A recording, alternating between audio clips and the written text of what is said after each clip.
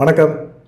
பாஜக முதலமைச்சர் விஜய் மேலே ஒரு நெருக்கடி கொடுக்கறதுக்கு தயாராகிட்டாங்க அப்படிங்கிற மாதிரி ஒரு இது சொல்கிறாங்க. முடிஞ்ச முதலமைச்சர் விஜயை கைது பண்ணுறது கூட வாய்ப்புகள் அதிகமாக இருக்குது அப்படின்னு ஒரு செய்தி பரபரப்பாக அரசியல் வட்டாரங்களில் பேசப்படுது. குறிப்பாக பார்த்திங்கன்னா பாஜக வட மாநிலங்களை நம்பி தான் இருக்கிறாங்க. ஆனால் அவங்களுக்கு வட மாநிலங்களே இப்போ சொதப்பிட்டு இருக்குது, தேர்தலில் தோற்றுக்கிட்டு இருக்காங்க. அது இல்லாமல் பார்த்திங்கன்னா காங்கிரஸை இந்தியா முழுவதும் ஒழிக்கணும்னு நினைக்கும் போது இப்போ முதலமைச்சர் விஜய் காங்கிரஸுக்கு ஒரு உயிரோட்டம் மாவட்டங்கள் தென் மாநிலங்களில் கொடுத்துக்கிட்டு இருக்கிறார். அப்படிங்கிற ஒரு எண்ணம் பாஜகவுக்கு மிகப்பெரிய ஒரு நெருடலாக இருக்குது. காங்கிரஸ் ஆதரிக்கிற எந்த கட்சியாக இருந்தாலும் அவங்களுக்கு இடைஞ்சல் கொடுப்பாங்க. இப்போ திமுகவை பொறுத்த வரைக்கும் காங்கிரஸ் திமுக கூட்டணிலேருந்து விலகிட்டனால அவங்களுக்கு திமுக பொறுத்த வரைக்கும் பாஜக எந்த நெருக்கடியும் கொடுக்கறதில்ல. தொகுதி மறுவரை சம்பந்தமாக பார்த்திங்கன்னா நேற்று ஒரு ஆலோசனை கூட்டம் போட்டார். இதில் காங்கிரஸ் கட்சி ஏற்பாட்டில் தான் இது நடந்திருக்குது. திமுக என்ன பண்ண போகுது, அதிமுக என்ன பண்ணுது அப்படிங்கிற ஒரு முடிவோடு தான் அவங்க இருக்கிறாங்க. காங்கிரஸை 2029 நாடாளுமன்ற தேர்தலில் மிகப்பெரிய அளவில் கொண்டு வரணும் அப்படிங்கிற ஒரு எண்ணம் விஜய்க்கு இருக்கா இல்லையா அப்படிங்கிறத தாண்டி விஜய் காங்கிரஸை ஆதரிக்கிறார். காங்கிரஸ் சொல்படி தான் இந்த தொகுதி மறுவரை சம்மந்தப்பட்ட ஒரு ஆலோசனை கூட்டம் நடந்திருக்குது. இந்த ஆலோசனை கூட்டத்தை வச்சு கேம் விளாண்டார் அப்படின்னா அவருக்கு ஆப்படிக்கிறதுக்கு பாஜக ரெடி ஆகிட்டாங்க அப்படின்னு சொல்கிறாங்க. இது சம்மந்தமாக தான் இந்த வீடியோவில் பார்க்க போகிறோம். முதல் முறையாக நம்ம சேனலில் பார்க்குறீங்க அப்படின்னா நம்ம சேனலுக்கு ஒரு சப்ஸ்கிரைப் பண்ணிடுங்க, லைக் பண்ணிடுங்க, வீடியோ முழுசாக பார்த்துட்டு கமெண்ட் பண்ணுங்கள். ஹைப்பு பட்டன் இருக்குது, அதையும் அமைக்கி விடுங்க. முடிஞ்சால் ஜாயின் பட்டன்லேயும் சேருங்க. சரி, பாஜகவை பொறுத்த வரைக்கும் என்ன நடக்குது? வட மாநிலங்களாம் முழுசாக நம்பிட்டு இருக்காங்க. இப்போ தொகுதி மறுவரையும் கொண்டு போகிறாங்க. இப்போ பீகார், உத்தரப்பிரதேசம், மத்திய பிரதேசம், ராஜஸ்தான் இப்படின்னு சொல்லிட்டு வட மாநிலங்கள் ஃபுல்லாக பாஜகவோட ஆதரவு மிகப்பெரிய அளவில் இருக்குது. குறிப்பாக காங்கிரஸை ஒழிச்சிட்டாங்க. காங்கிரஸை எங்கேயுமே உயிரோட்டத்தோடு இருக்கக்கூடாது அப்படின்னு ஒரு முடிவுக்கு வந்துட்டாங்க. சரி, இப்போ சமீபத்தில் நடந்த இடைத்தேர்தல் நடந்துச்சு. இந்த இடைத்தேர்தல்களில் பாஜக ஒரு தொகுதியில் தான் ஜெயிச்சுது. குறிப்பாக பாஜகவோட கோட்டை அப்படின்னு சொல்லக்கூடிய பங்கிப்பூர் அந்த தொகுதியில் நிதின் நபீன் அவர் தேசிய தலைவராக இருக்கக்கூடிய அவர் 3 முறை ஜெயிச்ச அந்த தொகுதியில் பாஜக படுதோல்வியை சந்திச்சிருக்கு. பிரசாந்த் கிஷோர் ஜெயிச்சிருக்கிறார். பிரசாந்த் கிஷோர் கடந்த தேர்தலில் 3% வாக்குகளை தான் வாங்கினார். ஆனால் இப்போது 30% மேலே வாக்கு வாங்கி ஜெயிச்சிருக்கிறார். அப்படின்னா என்ன ஒரு மாற்றம் அங்கே நடந்திருக்கு அப்படிங்கிற ஒரு விஷயந்தான். பிரசாந்த் கிஷோர் என்ன பண்ணார்? பிரசாந்த் கிஷோர் அந்த தொகுதியில் இருக்கிற முக்கியமான குற்றங்களெல்லாம் எடுத்துக்கிட்டார், குறைகளெல்லாம் எடுத்துக்கிட்டார். அந்த இளைஞர்கள், அங்கே இருக்கிற இளைஞர்கள், படிக்காத இளைஞர்கள், பெண்கள், இவங்களுக்கான வாய்ப்புகள் எப்படியெல்லாம் மறுக்கப்படுது, எப்படி இந்த மாநிலத்தை விட்டு வேறு மாநிலம் தென் மாநிலங்களில் போய் இவங்கெல்லாம் வேலை செய்கிறாங்க, நம்ம ஏன் நம்மளுடைய மாநிலத்தை விட்டு அங்கே போய் வேலை செய்யணும், நம்ம மாநிலத்தில் எந்த வசதியும் இல்லையா, வேலை வாய்ப்புகளை உருவாக்க முடியாதா, உருவாக்க முடியும், உருவாக்குனா கொடுக்க முடியும், கொடுத்தா நீங்கள் தெளிவடைஞ்சிட்டீங்க அப்படின்னா நீங்கள் கண்டிப்பாக பாஜகவை ஆதரிக்க மாட்டீங்க அப்படிங்கிற ஒரு விஷயத்தை கொண்டு போனார், கன்வே பண்ணார். தொகுதியில் நம்மளுடைய மாவட்டங்களில் நம்மளுடைய மாநிலங்களில் என்ன குறைபாடு இருக்குது, எல்லா மாநிலத்தையும் போல வளர்ச்சி இங்கேயும் நல்லா செய்ய முடியும் அப்படிங்கிறது தான் பிரசாந்த் கிஷோரோட பேச்சிலிருந்து. வேலையில்லா திண்டாட்டம், இளைஞர்கள் படுற அவஸ்தை, வேறு மாநிலங்களில் போய் இளைஞர்கள் படுற கஷ்டம், இதெல்லாம் வெளிப்படையாக பிரசாந்த் கிஷோர் பேசினார். இந்த விஷயம் இளைஞர்கள் மத்தியில் மிகப்பெரிய அளவில் போய் சேர்ந்தது. அப்புறமா பெண்கள் மத்தியில் விலைவாசி உயர்வு, இதை புள்ளி விவரங்களோட பேசினார். இப்படி இந்த விலைவாசி உயர்வுலாம் தேவையா நமக்கு அப்படின்னு சொல்லி பேசினார். இதெல்லாம் எப்படியெல்லாம் கட்டுப்படுத்தலாம்? பாஜகவை தொடர்ந்து நீங்கள் ஆதரிக்கிறீங்க, தொடர்ந்து ஆதரிக்கிற உங்களுக்கு பாஜக ஏன் இந்த மாதிரி செஞ்சு தரல அப்படிங்கிற ஒரு விஷயத்தையும் புள்ளி விவர கணக்கோட பேச ஆரம்பித்தோன்னே இளைஞர்களும் சரி பெண்களும் சரி புரிஞ்சுக்க ஆரம்பித்தாங்க. விழிப்புணர்வு அடைஞ்சிட்டாங்க அப்படிங்கிறத பாஜக உணர்ந்துருச்சு. இது இந்த இடத்துல கண்டிப்பாக பிரசாந்த் கிஷோர் ஜெயிப்பார் அப்படின்னு அவங்க எதிர்பார்க்கவே இல்லை. ஜெயிச்சோன்னே தான் இப்போ பாஜகவுக்கு மிகப்பெரிய ஒரு இதாக இருக்குது. இனியும் அது 3% வாங்கினவர் 33% வாங்குறாரு அப்படின்னா கண்டிப்பாக இது இளைஞர்கள் மத்தியிலும் பெண்கள் மத்தியிலும் மிகப்பெரிய ஒரு மனமாற்றத்தை பிரசாந்த் கிஷோர் அவருடைய பிரச்சாரத்தில் ஏற்படுத்தி கொடுத்துருக்கிறாரு அப்படிங்கிற ஒரு விஷயந்தான். பிரசாந்த் கிஷோர் இப்போ வேலையில்லா திண்டத்தை போய்க்கிற போகிறாரா, இல்லை விலைவாசி உயர்வை கட்டுப்படுத்திடுவாரா அப்படின்னா அதெல்லாம் சாத்தியமே இல்லை. ஆனால் அவர் சொன்ன விஷயங்கள் மக்களை கவர்ந்தது. நம்ம வாக்குறுதிகள் கொடுக்கலாம், பேசலாம், தொகுதி நிலவரத்தை பற்றி பேசலாம். இந்த தொகுதி நிலவரத்தினால நமக்கு ஏதாவது மாற்றங்களை பிரசாந்த் கிஷோர் கொடுக்க முடியுமானா கண்டிப்பாக கொடுக்க முடியாது.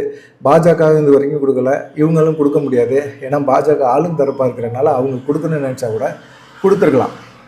ஆனால் இது பேசினனால தான் இப்போ பாஜகவுக்கு மிகப்பெரிய ஒரு நெருக்கடி ஆயிடுச்சு.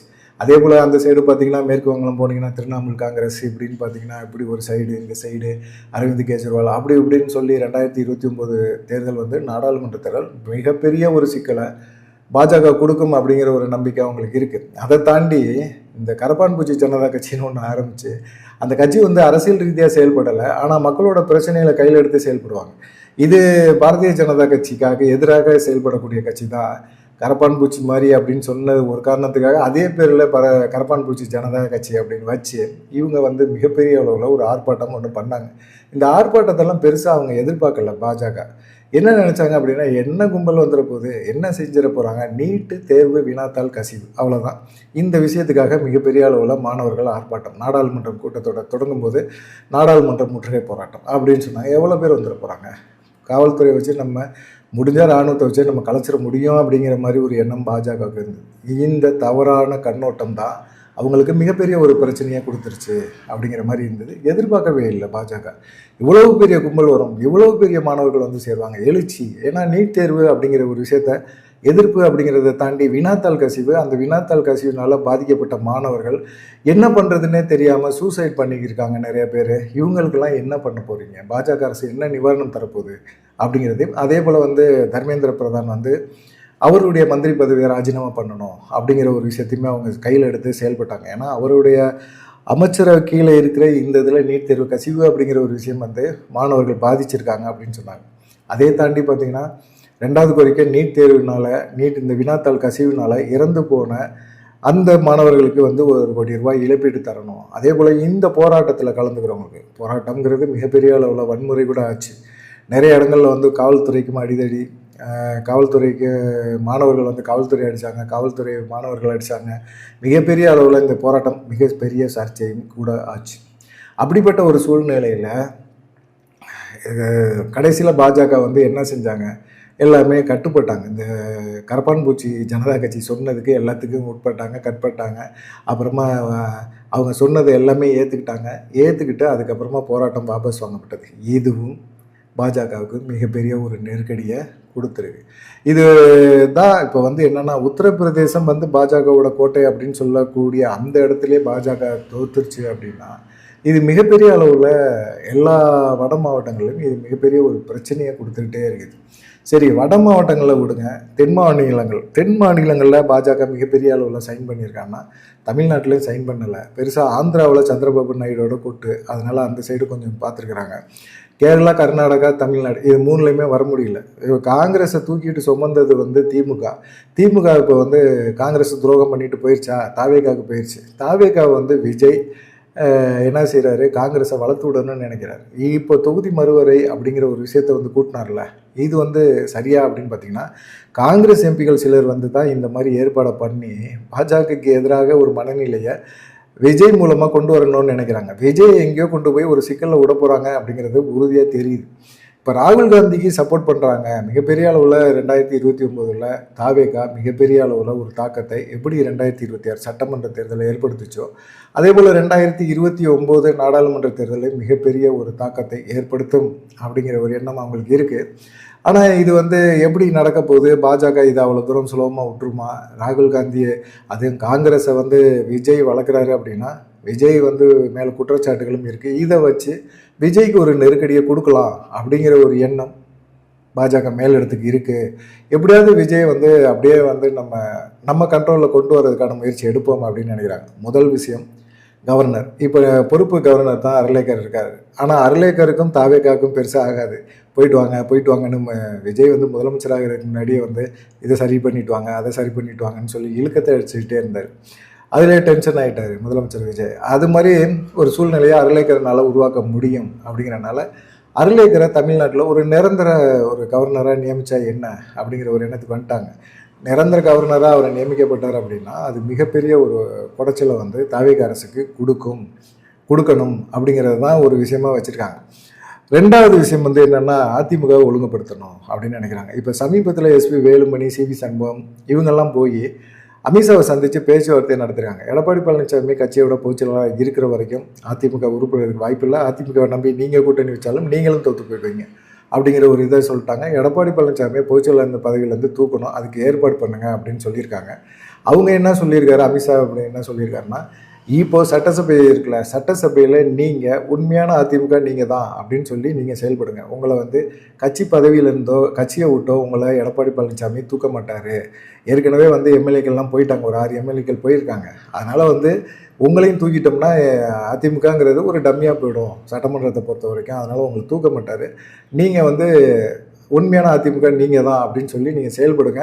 கண்டிப்பாக பொதுக்குழு கூட்டும் போது எடப்பாடி பழனிசாமியை நகர்த்திடலாம், பொதுச்செயலாளர் பதவியிலேருந்து நகர்த்திடலாம் அப்படிங்கிற மாதிரி அமித்ஷா வந்து வேலுமணிக்கு உத்தரவாதம் கொடுத்துருக்காரு. சரி, ஒருங்கிணைந்த அதிமுக உருவாக்குறதுக்கு பாஜக ஒரு ஸ்டெப் எடுத்து வச்சிருச்சு. அதுவும் வந்து செயல்பட ஆரம்பிச்சிட்டாங்க. அதுக்கப்புறம் தான் வேலுமணி வந்து புஸ்லி ஆனந்தை சந்தித்து பேச்சுவார்த்தை நடத்திருக்காரு. அவரும் ஓகே சொல்லியிருக்கிறாரு. பார்க்கலாம் என்ன நடக்கும் அப்படின்னு சொல்லிட்டு பொதுக்குழு கூட்டணும். இந்த மாதிரி சமயங்கள் இப்படி ஓடிக்கிட்டு இருக்கு. ஆனால் இப்போ எடப்பாடி பழனிசாமி எஸ்பி வேலுமணி ஆதரவாளர்கள் கட்சியை விட்டு நிப்பாட்டுறாரு.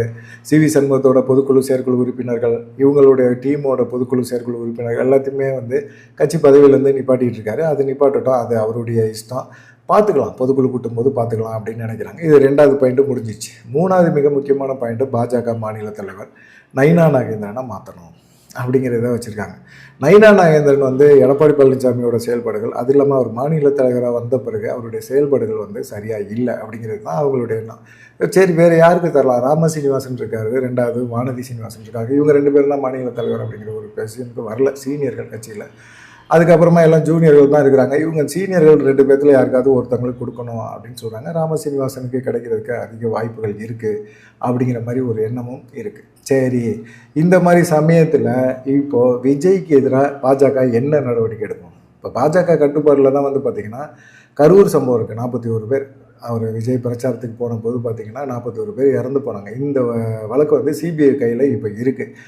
சிபிஐ கையில் இந்த வழக்கு எடுத்து விசாரணை பண்ணி விஜய் தான் குற்றவாளி அப்படின்னு சொல்லி ஒரு இதை பண்ணாங்க அப்படின்னா கண்டிப்பாக விஜய்னால் முதலமைச்சர் பதவியை தொடர முடியாது. எப்படி ஜெயலலிதா வந்து வேற ஒருத்தவங்களுக்கு ஓபிஎஸ் கையில் வந்து முதலமைச்சர் பதவி கொடுத்துட்டு சிறைக்கு போனாங்களோ அதே போல் ஒரு பொசிஷனை சிறைக்கு போகிறதுக்கான ஏற்படுத்துவாங்க, பாஜக ஏற்படுத்தும். விஜய் தான் குற்றவாளி, விஜய்னால தான் 41 பேர் இறந்து போனாங்க அப்படின்னு சொல்லுவாங்க. இது தாவேகா தொண்டர்கள் ஏற்றுவாங்களா, தமிழ்நாடு மக்கள் தொண்டர்கள் ஏற்றுக்குவாங்களா, அதெல்லாம் பற்றி அவங்க கவலைப்படலை. விஜய் வந்து குற்றவாளியாக்கி அவரை சிறைக்கு அனுப்புகிற முதல் வேலையை செய்யும் அப்படின்னு சொல்கிறாங்க. அப்படி ஒரு வேலை செஞ்சுது அப்படின்னா ஓபிஎஸ் மூலம் இங்கே யாரை கொண்டாந்து முதலமைச்சர் ஆகுவாங்க அப்படின்னா ஆதவர்ஜுனா தான். அவர் ஆதவர்ஜுனா பாஜக மேலிடத்தோட ஒரு நெருக்கமான ஒரு வட்டாரத்தை போட்டுட்டு எப்படியாவது முதலமைச்சர் விஜயை உள்ளே தள்ளிடுங்க அப்படிங்கிற ஒரு எண்ணத்தில் கால்குலேட்டரில் தான் இருக்கிறார். அதே போல் இங்கே இருக்கிற எம்எல்ஏக்கள் அமைச்சர்கள் எல்லாத்தையுமே வந்து அவர்கிட்ட இருக்கிற பணத்தை வச்சு எல்லாத்தையும் கரெக்ட் பண்ணி வச்சுருக்கிறார். ஒருவேளை இப்படி ஒரு சூழ்நிலை, இந்த சூழ்நிலை நடக்கக்கூடாது. அப்படி நடந்துச்சு அப்படின்னா பாஜக எந்த எல்லைக்கு வேணாலும் போகும். அப்படி போச்சு அப்படின்னா ஆதவர்ஜுனாவை தான் அவங்க வந்து முதலமைச்சராக கொண்டு வருவாங்க, பொறுப்பு முதலமைச்சராக கொண்டு வருவாங்க. அப்படி கொண்டு வந்தாங்க அப்படின்னா கண்டிப்பாக வந்து தாவேகாவுக்கு அது நல்லதில்லை அப்படிங்கிற மாதிரி இருக்குது. ஏன்னா மேற்கு வங்காளத்தில் இப்போ பார்த்திங்கன்னா திரிணாமுல் காங்கிரஸை உடைச்சி சின்ன பின்னப்படுத்திட்டாங்க. அதே போல் தாவேகாவும் உடைச்சி முதலமைச்சர் விஜய்க்கு ஒரு நெருக்கடியை கொடுத்து தாவேகாவும் உடைச்சி சின்ன பின்னப்படுத்திடுவாங்க. அதிமுகவை ஒரு அதிகாரத்தில் கொண்டு வந்து வைக்கிறதுக்கு பாஜக முயற்சி பண்ணும் அப்படிங்கிற மாதிரி ஒரு சூழ்நிலைகள் இருக்குது. 2வது அமலாக்கத்துறை அவங்க கட்டுப்பாட்டில் இருக்குது. அமலாக்கத்துறையை வச்சு சில தாவேகா அமைச்சர்கள் மேலே குறி வைப்பாங்க அப்படின்னு சொல்லியிருக்காங்க. அவங்க மேலே குறி வச்சாங்க அப்படின்னா ஒரு சைடு சிபிஐ, ஒரு சைடு அமலாக்கத்துறை, இப்படின்னா இவங்களுக்கு புதுசு, எல்லாமே புதுசு. அப்படிப்பட்ட ஒரு சூழ்நிலையில் என்ன பண்ணுறது அப்படிங்கிற ஒரு எண்ணம் அவங்களுக்கு இருக்குது. ஆனால் இப்போ காங்கிரஸை ஒரு தேவையில்லாமல் விஜய் ஆதரிக்கிறாரு அப்படிங்கிறது தான் பாஜகவோட கோவம். அதனால் வந்து இப்போ என்ன செஞ்சுருக்காரு தலைமை செயலர் சாய்குமார் மூலமாக அவர் பாஜக மேலிடத்தோட ஒரு சுமூகமான ஒரு போக்கை ஒரு இதை வந்து பேச்சுவார்த்தை நடத்தி டீலை ஓகே பண்ணி வச்சுருக்கிறாரு முதலமைச்சர் விஜய் அப்படின்னு சொல்கிறாங்க. பாஜகவுக்கு மிக முக்கியமாக, அது குறிப்பாக அமித்ஷாவுக்கு மிக முக்கியமான வந்து பாசியம் பில்டர்ஸ் அவங்க மூலமாக வந்து பார்த்திங்கன்னா பேச்சுவார்த்தை நடத்தியிருக்காங்க. ஆர்எஸ்எஸ் மூலமாக தெரியும், யார் மூலமாக ஆர்எஸ்எஸ் மூலமாக பேசுவார் விஜய் அப்படின்னு தெரியும். அவங்க மூலமும் பேசியிருக்கிறாங்க. முக்கியமாக வந்து காங்கிரஸுக்கு நாங்கள் பெருசாக முக்கியத்துவம் கொடுக்கல, காங்கிரஸ் சொல்கிறத நாங்கள் கேட்கல, காங்கிரஸை நாங்கள் ஆதரிக்கலை, நாடாளுமன்ற தேர்தலில் பெருசாக நாங்கள் காங்கிரஸுக்கு சப்போர்ட் பண்ண போகிறதும் இல்லை, பார்த்துக்கலாம் அப்படிங்கிற மாதிரி ஒரு இதை சொல்லியிருக்கிறாங்க. பார்க்கலாம் என்ன நடக்கும் அப்படின்னு சொல்லிட்டு, என்ன நடக்கும் அப்படிங்கிறதையும் நீங்கள் உங்கள் மனசில் என்ன ஓடுது அப்படிங்கிற ஒரு விஷயத்தையும் மறக்காமல் கமெண்ட் பண்ணுங்கள். நன்றி, வணக்கம். தொடர்ந்து நம்ம சேனலுக்கு சப்போர்ட் பண்ணுங்கள்.